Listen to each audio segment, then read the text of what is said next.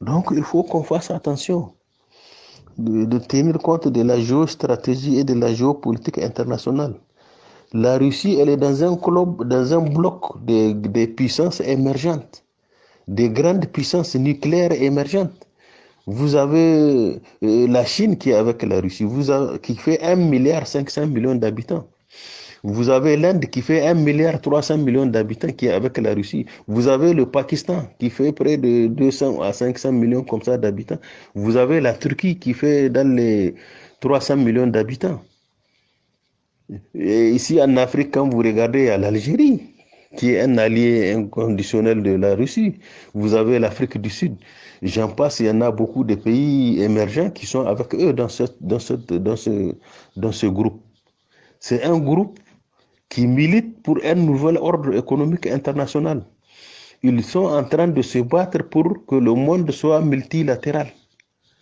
Ils veulent rompre avec l'unilatéralisme imposé par les États-Unis. Les États-Unis veulent imposer leurs lois, leur seul dans le monde. C'est ça en réalité les enjeux. Nous devrons comprendre ces enjeux et regarder vers où il faut se mettre. Soit on est non aligné ou bien on s'aligne sur un bloc qui défend nos intérêts. C'est ça la géopolitique. Mais suivre les Français, vous avez vu en Ukraine, les Européens ont encouragé et ont soutenu le président ukrainien à défier la Russie. Aujourd'hui, il est dans des problèmes. Ils ne font que lui envoyer des armes, il ne peut pas les défendre. Aujourd'hui, c'est la Russie qui va décider de la fin de la guerre. Même si la guerre prend fin, c'est en fonction de ce que la Russie va poser comme condition. Donc, vous voyez, c'est une guerre qu'ils ont créée de toutes pièces. Le président Erdogan, compte tenu de ses relations avec les Russes, il a voulu créer des conditions pour une sortie honorable. Mais les Américains et les Français, comme ils ont un autre agenda, ils ont saboté cet arrangement. On devrait tenir compte de nos intérêts. Ces gens-là, ils ont allumé la guerre en Europe de l'Est, croyant qu'ils peuvent tirer profit. Eux, les Américains croient que la guerre va finir vite et l'Ukraine sera détruite. Ils vont reconstituer l'Ukraine et l'Europe sera affaiblie. Donc l'Europe sera dépendante d'eux, la Russie sera affaiblie. Donc tous les calculs sont faussés. Et nous, en tant que Niger, pays pauvre, on doit faire attention. On doit faire attention. Les Français, apparemment, il leur manque de la géopolitique et de la géostratégie. Sinon, un pays comme la Russie qui fait 31,58 fois la France, 31,58 fois la superficie de la France, c'est ça la Russie. C'est presque un continent. C'est elle qui fournit 40% de leur consommation en énergie à l'Europe, toute l'Europe.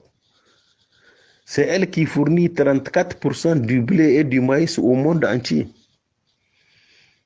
Donc l'embargo contre la Russie, moi je trouve que sur le plan économique, objectivement, c'est un embargo qui est contre-productif. Puisque la Chine est prête, elle est prête à observer les besoins que les Européens refusent d'acheter à la Russie. La Chine a besoin de l'énergie. C'est un pays qui consomme beaucoup d'énergie, qui est 1,5 milliard. L'Europe, elle ne fait que 700 millions d'habitants. Donc, les besoins de l'Europe, si elle dit qu'elle n'achète pas à la Russie, la Chine est prête à observer ça. Donc, l'embargo est où? Il est contre les Européens, pas contre la Russie. Vous avez l'Inde qui fait 1,3 milliard, un grand consommateur. Vous avez la Turquie, vous avez le Pakistan. Tous ces pays-là, ils peuvent acheter des produits à la Chine. C'est uniquement les Européens qui font l'embargo contre la Russie. La Russie continue à commercer avec le reste du monde. Donc, vous voyez, la stratégie adoptée par l'OTAN n'est pas bonne. L'OTAN a eu à conduire des guerres sur les bases des mensonges. Vous avez l'Irak, vous avez l'Afghanistan, vous avez le tout proche de nous, la Libye, où ils ont menti sur Kadhafi pour le tuer. Bon, toute cette stratégie-là, les gens ne vont plus accepter le suivre comme ça aveuglement. Donc, il faut qu'on fasse attention, qu'on réfléchisse. qu'on interroge vraiment les grands spécialistes, nos experts. On a des experts en géopolitique, en géostratégie, des experts militaires, des historiens. Tout ça, il faut créer des conditions pour eux. Ils font ça chez eux avant de prendre des décisions. On ne doit pas suivre comme ça parce que la France veut quitter le Mali, venir s'installer chez nous. Non, il faut qu'on fasse attention. Quand la situation va pourrir, la France va se retirer, nous laisser dans une situation difficile. Moi, c'est mon avis par rapport à ça.